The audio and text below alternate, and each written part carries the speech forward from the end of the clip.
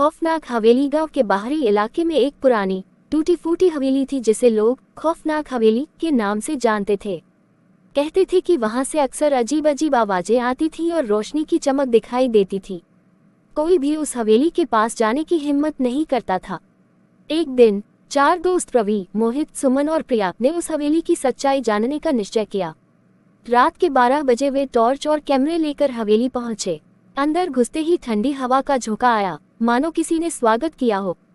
हवेली के भीतर की दीवारें धूल से ढकी थीं और जाले चारों ओर फैले थे।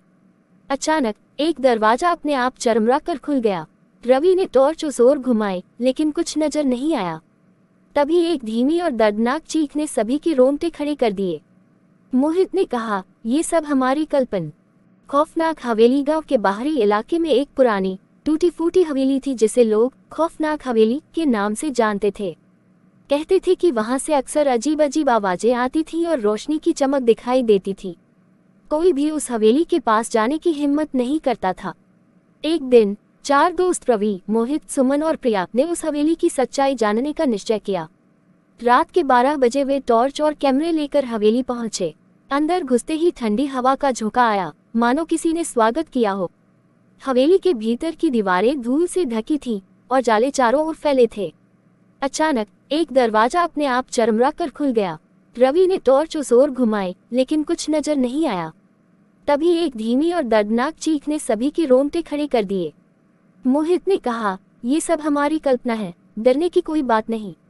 लेकिन तभी प्रिया ने एक पुरानी तस्वीर देखी जिसमें 4 लोग खड़े थे। हैरानी की बात यह थी कि उन चारों के चेहरे हुबहू रवि, मोहित, सुमन और प्रिया से मिलते थे। सुमन कांपती आवाज में बोली, ये हम कैसे हो सकते हैं। अचानक हवेली के मुख्य हॉल में एक भयंकर धमाका हुआ। जब सबने मुड़कर देखा तो एक साया दीवार पर चल रहा था। वो साया कहने लगा, तुमने मेरे घर में कदम रखकर गलती की है। अब तुम्हारी आत्माएं यही भटकेंगी। डर के मारे सब भागने लगे, लेकिन दरवाजा बंद हो चुका था। तभी रवि ने देखा कि मोहित अचानक बेहोश होकर गिर पड़ा और उसकी आंखें सफेद हो गईं। सुमन और प्रिया चीखने लगी, लेकिन उनकी आवाजें हवेली में ही गुम हो गईं। अगली सुबह गांव वालों ने हवेली के दरवाजे खुले पाए, लेकिन अंदर चारों में से कोई नहीं था।